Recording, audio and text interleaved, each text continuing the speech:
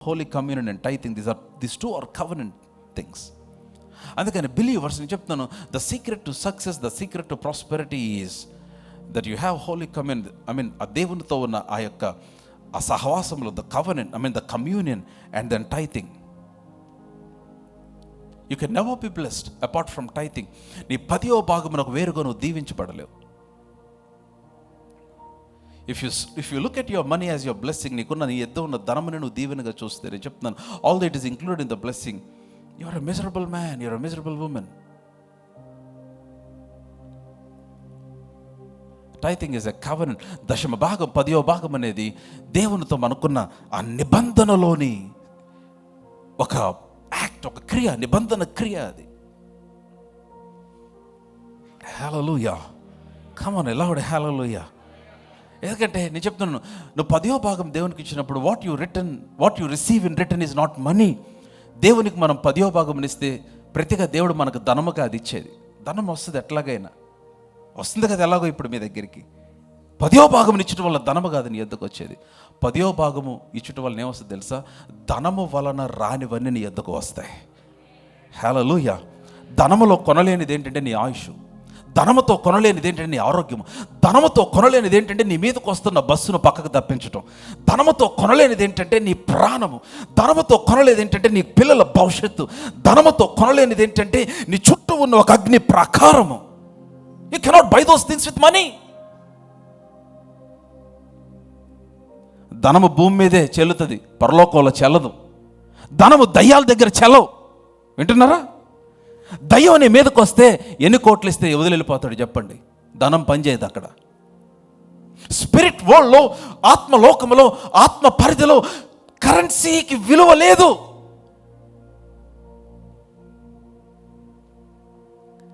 నా మాట అర్థమవుతుందా? అందుకని టైథింగ్ ఏంటి? ఎందుకు మన రాబడి అంతట్లో 10వ భాగం ఎందుకు ఇవ్వాలి ఆయనకి? It is a covenant act. నువ్వు ఆయన యందు విశ్వాసం ఉంచావని, నువ్వు ఆయన్ని ప్రేమిస్తున్నావని, నిబంధనలో నువ్వు ఉన్నావని. వింటున్నారా? ఆయన యందు నీ విశ్వాసమునకు సూచనగా, నీ విధేయతకు సూచనగా, నీ రాబడి అంతట్లో ప్రభువా నేను పొందే సమస్తం అది నీ వలన కలిగింది అని నువ్వు ఆయనకి చెప్పే ఒక క్రమమే your returning back your tithe God. ప్రభు ఇవన్నీ నీవిచ్చినవే, దీంట్లో 10వ భాగం నీకు ఇస్తున్నాను. అప్పుడేమవుతుంది? ఇన్ రిటర్న్ ఆ 10వ భాగమునకు ప్రతిగా, దానికి బదులుగా నీ మీదకి వచ్చేది ఏంటంటే యెహోవా కటాక్షము. హల్లెలూయా, హల్లెలూయా. ధనము వలన కొనలేనివన్నీ కృప వలన నీ మీదకి వస్తాయి. Because you are in the covenant. ఆమేన్. దాంట్లో ధనము కూడా ఉంటుంది, దాంట్లో ఐడియాస్ ఉంటాయి, దాంట్లో న్యూ ఆపర్చునిటీస్ ఉంటాయి, దాంట్లో న్యూ అవెన్యూస్, దాంట్లో న్యూ కనెక్షన్స్. ఎవ్వరికి అర్థం కాదు. హార్వర్డ్, ఆక్స్ఫర్డ్లో చదివిన వాళ్ళకు కూడా అర్థం కాంది. నీ పైన కృప వస్తే. నా మాటలు అర్థమవుతున్నాయా? Come on loud hallelujah, loud hallelujah, hallelujah, come on hallelujah. చాలామంది ఏమనుకుంటారు తెలుసు? దశమ భాగం ఇస్తే పాస్టర్ని గొప్పవాళ్ళని చేసామనుకుంటారు. నో, నువ్వు దేవుణ్ణి గొప్పోడు చేయలేవు, పాస్టర్ని గొప్పోడిని చేయలేవు, సంఘాన్ని గొప్ప చేయలేవు. నీ 10వ భాగం నిన్ను గొప్ప చేస్తుంది. అండ్ ఒకవేళ ఆ యాటిట్యూడ్తో నువ్వు ఇచ్చే పని ఇవ్వద్దు, ఎందుకంటే నీకు దీవెన రాదు, మేలు కలుగుదు. కమాన్, నా మాటలు అర్థమవుతున్నాయా? అందుకని అబ్రహాం అన్నాడు, నువ్వు ఇస్తే నాకు ఇప్పుడు ఆస్తిని తీసుకో, మనుషులు నాకు అన్నాడు కదా. నువ్వు ఇస్తే అబ్రహాం అన్నాడు, రేపు పొద్దు నువ్వేమంటావు అంటే, నేనే అబ్రహాం ధనవంతుడిని చేశానంట. మరి నువ్వు ఎట్లా ధనవంతుడు అవుతావు అబ్రహాం అంటే? నేను ఎట్లా ధనవంతుని అవుతానంటే, నా దగ్గర ఆల్రెడీ ఉన్న దాంట్లో 10వ భాగాన్ని ఆయనకి ఇస్తా, ఆయన నన్ను ధనవంతుడిని చేస్తాడు అన్నాడు. హల్లెలూయా. ఎంత ఇచ్చాడో అబ్రహాం 10వ భాగం. ఇప్పటికీ మిడిల్ ఈస్ట్ అంతా కూడా తవ్వుకుంటున్నారు ఆయిల్ కోసం. ఎక్కడి నుండి వచ్చింది? ఆ భూమిలో ఎవరు పెట్టారు? ఏ మనుషుడి కింద ఆయిల్ పెట్టాడు? ఏ మనుషుడు ఆయిల్ పెట్టాడు? ఎక్కడి నుండి వచ్చినాయి? చదవండి, ఆది కాండంలో చూపిస్తా మీకు ఎక్కడి నుండి వచ్చినాయో. ఆది కాండము, అబ్రహాము పైన ఉన్న దీవెన, యాకోబు పైన ఉన్న దీవెన, ఇస్సాకు పైన ఉన్న దీవెన, యోసేపు మీదకి వచ్చింది ఆ దీవెన. ఆది కాండం 50వ అధ్యాయము, జెనసిస్ 50. మీరందరు నాతోనే ఉన్నారా? మీరు నలుగురే ఉన్నట్టున్నారు, నాతో మిగిలిన అందరూ ఎక్కడ ఉన్నారు? కమర్ అందరు నాతో అంటే సంబడి షౌడ్ హల్లెలూయా, హల్లెలూయా. 49వ అధ్యాయం ఆదికాండము 49వ అధ్యాయం 22వ వచనం చదవమ్మా. కొంచెం గట్టి చదవమ్మా, మైక్ సౌండ్ పెట్టి. యోసేపు ఫలించెడు కొమ్మ, ఊట యొద్ద ఫలించెడు కొమ్మ, అతని రెమ్మలు గోడ మీదకి ఎక్కి వ్యాపించెను. అబ్బా చదవమ్మా.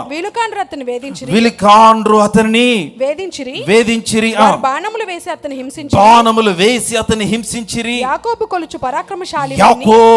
కొలుచు పరాక్రమశాలి అయిన వాని హస్తబలము వలన అతని విల్లు బలమైనదగును. ఇశ్రాయేలునకు బండయు మేపెడి వాడును ఆయనే.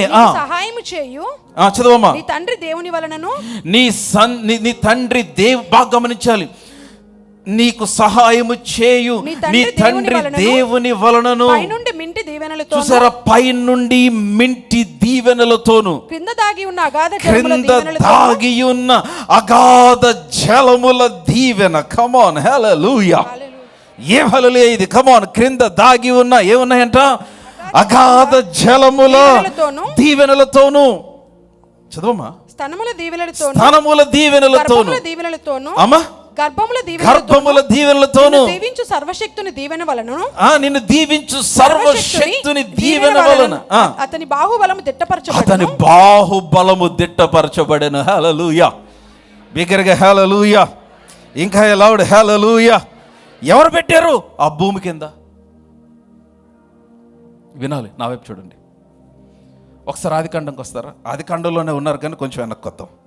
ఆదికాండం 13వ అధ్యాయానికి రండి. హల్లెలూయా. మొదటి వచనం నుండి చదువు. ఆదికాండం 13 మొదటి వచనం. అబ్రాము తనకు కలిగిన సమస్తమును భార్యను తనతో కూడనున్న లోతును వెంటబెట్టుకొని ఐగుప్తులో నుండి నెగేబునకు వెళ్ళెను. అబ్రాము వెండి బంగారము పశువులు కలిగి ధనవంతుడై ఉండెను. చెప్పండి, ఎంత ధనవంతుడై ఉన్నాడు? చెప్పాలి, ఎంత ధనవంతుడై ఉన్నాడు? మనందరం ఎవరు? అబ్రహాము సంతానం. కమాన్ హల్లెలూయా. అంబానీ కుమారులు, అంబానీ పిల్లలు కూడా ఆస్తి పరులే. ఏంటి అంత డౌట్ పడుతున్నారు? అబ్రహాము సంతానం మనం. అబ్రహాము వెండి బంగారము పశువులు కలిగి బహు ధనవంతుడై ఉండెను. See, God is not against riches. దేవుడు ధనమునకు వ్యతిరేక, ధనాపేక్షకు వ్యతిరేకి, అంతే. హల్లెలూయా. సరేనా? ఈ వచ్చిన ఎందుకు చూపించాడు? అబ్రహాము ధనవంతుడు, బహు ధనవంతుడు, మామూలు ధనవంతుడు కాదు. ఎక్స్ట్రీమ్లీ రిచ్ ఉంటుంది ఒక ట్రాన్స్లేషన్లో. Extremely rich. అబ్రహాం ఏం చేశాడు? 14వ అధ్యాయానికి రండి. Verse 14, chapter 14. నేను దాకుండా వచ్చిన అంటున్నాను కదా, ఆ మాట చూపించడానికి. 18వ వచనం నుంచి చదువుదాం. 14వ అధ్యాయం 18వ వచనం. ఆదికాండం 14. మరియు షాలేము రాజైన మెల్కీసెదెకు రొట్టెను ద్రాక్షారసమును తీసుకొని వచ్చెను. అతడు how powerful and how important is Holi communion. చూడండి, అతను తీసుకొని వచ్చెను. అతడు సర్వోన్నతుడగు దేవునికి. మెల్కీసెదెకు ఎవరో తెలుసా? మెల్కీసెదెకు క్రమము ప్రకారమే యేసుక్రీస్తు వారు ప్రధాన యాజకుడిగా చేయబడ్డాడు. హల్లెలూయా. అప్పటికి ధర్మశాస్త్రం లేదు, అప్పటికి మోషే లేడు. సో ఇదంతా ఎవరికి జరుగుతుందంటే యేసు ప్రభుకే జరుగుతుంది. అందుకని అబ్రహాము మన తరమే. అంటే ఈ కృపాయుగానికి చెందినవాడు అబ్రహాము, ధర్మశాస్త్ర యుగానికి చెందినవాడు కాదు. సో కాబట్టి అబ్రహామునకు ఇవ్వబడిన నియమము, అబ్రహాము చేసిన ఆ యొక్క విధేయత కార్యములు ఈ రోజున మనందరూ కూడా వర్తిస్తాయి. హల్లెలూయా. అతడు సర్వోన్నతుడు దేవునికి యాజకుడగు. చదువమ్మ, యాజకుడు చదువు. నెక్స్ట్. అప్పుడు అతడు అబ్రాహామును ఆశీర్వదించి. ఆగండి. అప్పుడు అతడు అబ్రాహామును ఆశీర్వదించి 13వ అధ్యాయం 2వ వచనంలో అబ్రాహాముకు ఆల్రెడీ ఏమున్నాయి చెప్పండి? మీరేం మాట్లాడలేదు, నాకు చెప్పాలి. ఏమున్నాయి? వెండి, బంగారము, పశువులు కలిగి ఏమై ఉన్నాడు? బహుధనవంతుడు. కానీ ఏమీ లేదు, ఆశీర్వాదం లేదు. బహుధనవంతుడు బట్ నో బ్లెస్సింగ్. బహుధనవంతుడు, నో బ్లెస్సింగ్. అబ్రహాం ఒక కామెంటేటర్, ఒక బైబిల్ పండితుడు రాస్తే ఏమన్నాడు తెలుసా? భూమి మీద ధనము కొనగలిగిన ఏదైనా అబ్రహాం కొనగలడంట. అంటే అబ్రహాం కొనలేనిది ఏమీ లేదు. You name it anything. ఎందుకని బహుధనవంతుడు. ఊర్లో పెద్ద రైతు అంటారు చూడండి, ఆ టైపు. చదవమ్మా. అతడు అబ్రాహామును ఆశీర్వదించి ఆకాశమునకు భూమికి సృష్టికర్తయు సర్వోన్నతుడైన దేవుని వలన అబ్రహాము ఆశీర్వదించబడును గాక అన్నాడు. It's not by men. నీయు ఆ తర్వాత మాట, నీ శత్రువులను నీ చేతికి అప్పగించిన సర్వోన్నతుడు దేవుడు స్తుతింపబడును గాక అని చెప్పాను.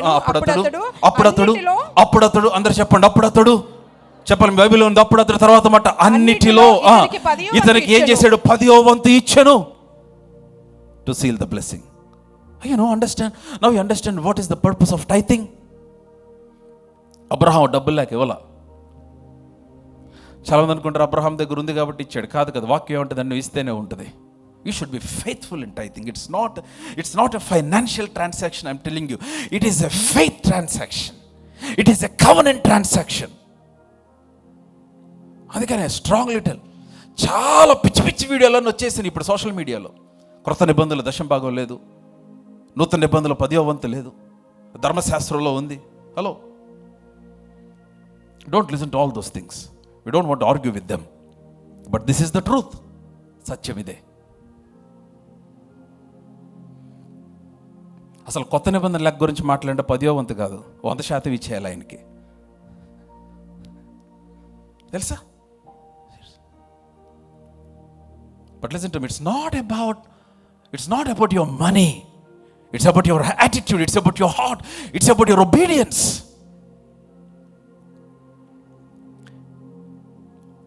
మెల్కీషెదెక్ అంటున్నాడు, ఏమంటున్నాడు? షాలేం రాజు, అక్కడ షాలేం రాజు అని రాయబడింది. మెల్కీషెదెక్, నీ శత్రువులను నీ చేతికి అప్పగించిన సర్వోన్నతుడగు దేవుడు స్తుతింపబడును గాక అని చెప్పాడు. భూమి పైన ఉన్న సర్వోన్నతుడు దేవుడి వల్ల, ఆకాశము భూమిని ఆధీనం చేసుకున్న సర్వోన్నతుడు దేవుని వల్ల నువ్వు ఆశీర్వదించబడతా ఉన్నాడు. వెంటనే అన్నమాట, ఓకే, నేను ఆశీర్వదించబడేది సర్వోన్నతుడు దేవుని వలన. అబ్రహాంకి అర్థమైంది. అప్పుడు అతడు అన్నిటిలో ఇతనికి 10వ వంతు ఇచ్చెను. ఆ 10వ వంతు ఏం చేసిందంటే అబ్రహాం యొక్క ఆశీర్వాదమును తరతరముల వరకు స్థిరపరిచేసింది. హల్లెలూయా. నేను చెప్తున్నాను, టైథింగ్ ఈజ్ జనరేషనల్. నీ తర్వాత తరతరములు. నా నోట్స్లో లేదు యాక్చువల్గా ఈ టాపిక్. ఇప్పుడు 21వ వచనం చదవండి. మీ బైబిల్ చూడాలి, అందరి వచనం పట్టుకోవాలి. 21వ వచనం ఏమనుంది? సొదొమరాజు మనుషులను నాకు ఇచ్చి ఆస్తి నీవే తీసుకో అబ్రహాముతో చెప్పగా, అబ్రహాం అంటున్నాడు, నేనే అబ్రామును ధనవంతునిగా చేసితివని నీవు చెప్పుకుంటున్నట్లు ఒక్క నూలు పోగైనను చొప్పుల వారునైనను నీ వాటిలో ఏదైనాను తీసుకొనని ఆకాశమునకును భూమికిని సృష్టికర్తయును సర్వోన్నతుడగు దేవుడినైన యెహోవా ఎదుట నా చెయ్యెత్తి ప్రమాణము చేసి ఉన్నాను. హల్లెలూయా. ఎంత బాగుంది అన్నమాట. That's what happened when if you are a tither. నువ్వు 10వ భాగం చెల్లించేవాడైతే that's what happen. You are blessed direct from heaven. మనుషులు ఆయన ఎదుగు తీసుకొని వస్తాడు, కానీ దేవుని వలన దీవెన కలుగుతుంది నీకు. అన్నాడు, నువ్వు నాకు ఇస్తే నీ దగ్గర నేను తీసుకుంటే రేపొద్దు నువ్వు చెప్తావు అబ్రహాం, నేను ఆ వచ్చిన చదవటం కోసం ఇదంతా చదివాను. రేపొద్దు నువ్వు వెళ్ళి చెప్తావు అబ్రహాంను నేనే ధనవంతుని చేశాను. నువ్వు కాదు బాబు ధనవంతుని చేసింది, నా కవెనెంట్, దేవునితో నాకున్న నిబంధన. ఏంటి? ఎవరు చెప్పారు అబ్రహాంకి? ఎవరినో చెప్పారా? షాలేం రాజు అడిగాడా? మెల్కీషెదెక్ ఎవరు అడగలేదు కదా. కానీ ఎందుకు ఇచ్చేసాడు 10వ భాగము? అది విశ్వాసంలో నుంచి వచ్చిన ఒక ఫెయిత్ యాక్ట్, విశ్వాస క్రియ అది. హల్లెలూయా. కమ్ ఆన్, లౌడ్ హల్లెలూయా. అందరూ మెలకుగానే ఉన్నారా? నా మాట now you understand. Can you see the importance of tithing? ఇప్పుడు హెబ్రీ పత్రిక రండి. హెబ్రీ పత్రిక 7వ అధ్యాయము. నేను ఇంకో 2 వచనాలు చూపించి ముగించేస్తాను. హల్లెలూయా. సాతాను చాలా అబద్ధాలు చెప్తాడు. దేవునికి ఇచ్చేస్తే నీ దగ్గర తగ్గిపోతే ఏమి ఉండదు అంటాడు. కానీ విశ్వాసంతో చేసే క్రియ దేవుడు నీ పక్షంగా తర్వాత, ఎందుకంటే వాడికి తెలుసు అది ఏ విధమైన పొటెన్షియల్ నీ పైన విడుదల చేయగలుగుతుందో పరలోకం నుంచి వాడికి తెలుసు.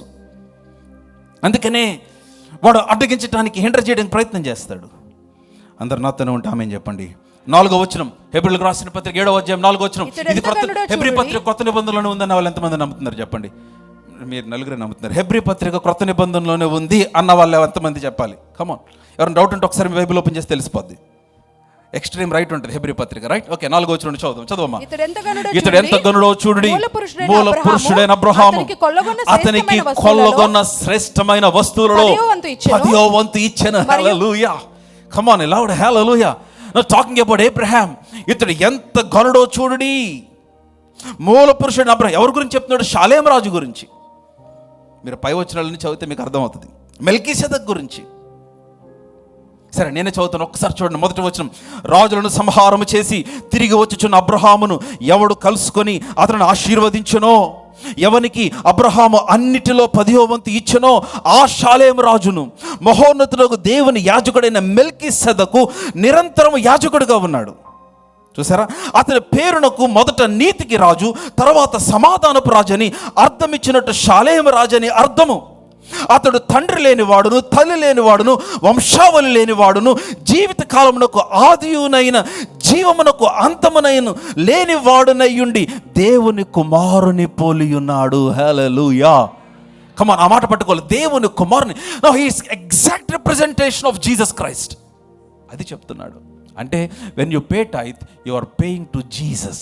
నీ 10వ భాగం నువ్వు చెల్లిస్తున్నప్పుడు ఎవరికో మెల్కీసెదెకు కాదు, మెల్కీసెదెకు క్రమము చొప్పున ప్రధాన యాజకుడిగా చేయబడిన ప్రభువైన యేసుక్రీస్తుకు నువ్వు చెల్లిస్తూ ఉన్నావు నూతన నిబంధనలో. హల్లెలూయా. ఇతడు ఎంత గనుడో చూడుడి, మూల పురుషుడు అబ్రహాము అతనికి కొల్లగొన్న శ్రేష్టమైన వస్తువులలో 10వ వంతు ఇచ్చెను. మరియు లేవి కుమారుల్లో నుండి యాజకత్వం పొందువారు తమ సహోదరులు అబ్రహాము గర్భవాసము నుండి పుట్టినను ధర్మశాస్త్రము చొప్పున వారి యొద్ద అనగా ప్రజల యొద్ద 10వ వంతును పుచ్చుకున్నట్టు ఆజ్ఞను పొంది ఉన్నారు. కానీ వారితో సంబంధించిన వంశావళి లేనివాడైన మెల్కీసెదెకు అబ్రహాము 10వ వంతు పుచ్చుకొని వాగ్దానములు పొందిన వారిని ఆశీర్వదించెను. హల్లెలూయా, come on loud hallelujah.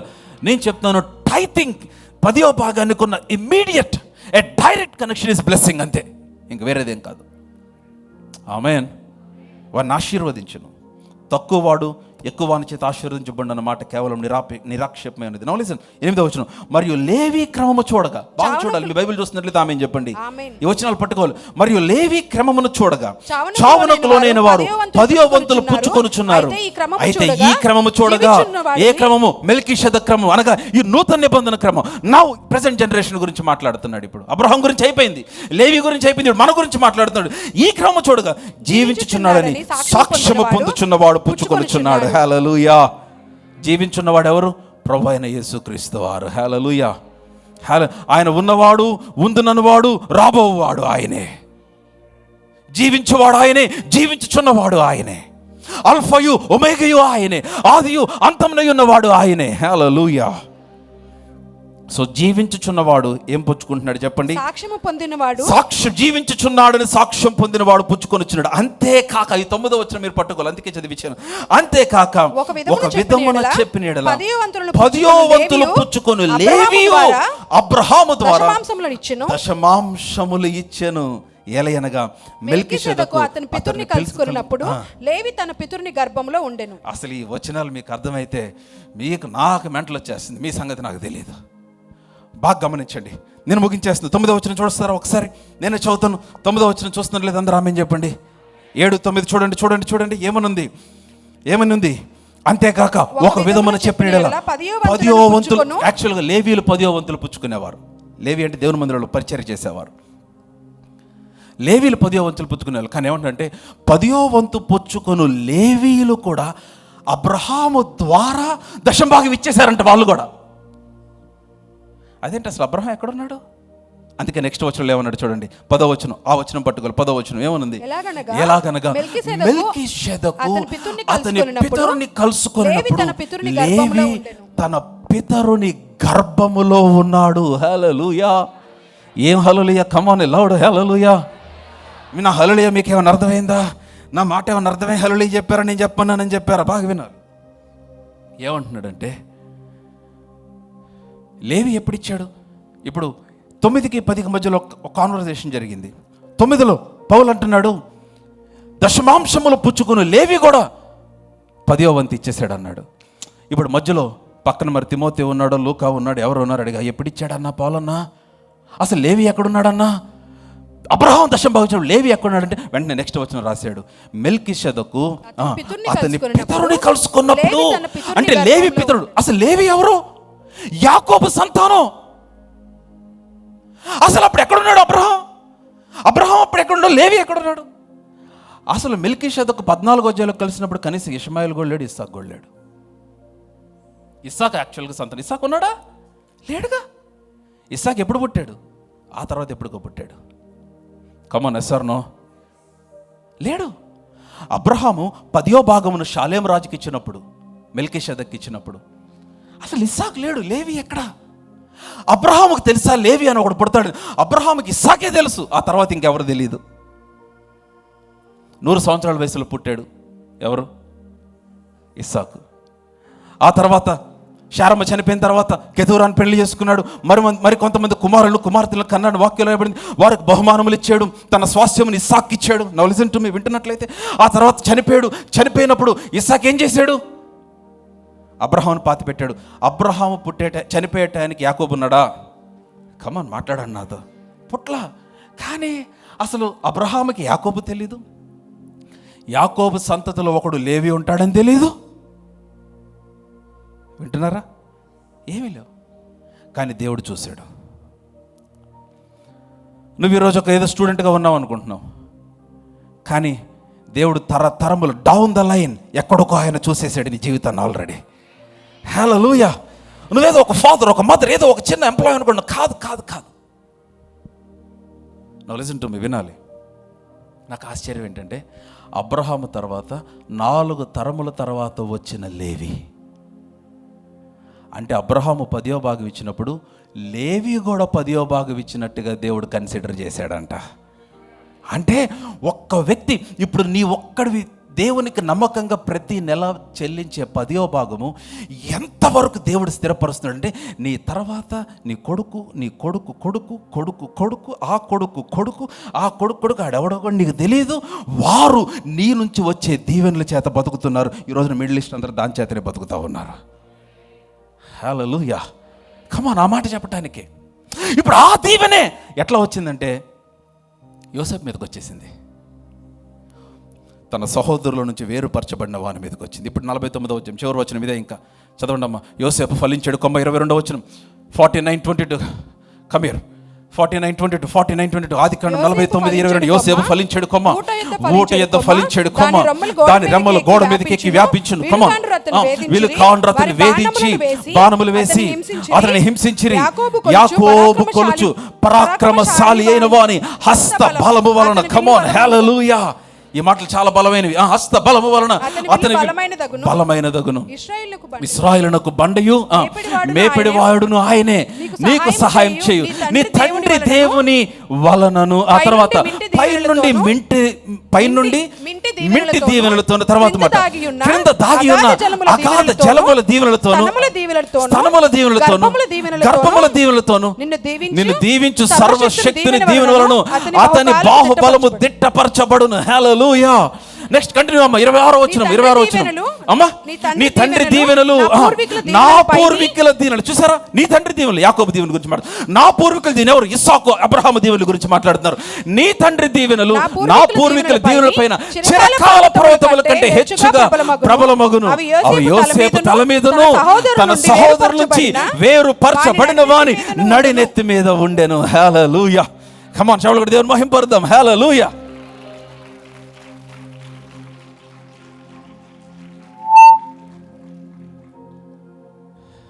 Sound బాక్సులు కూడా ఎగ్జైట్ అవుతున్నాయి.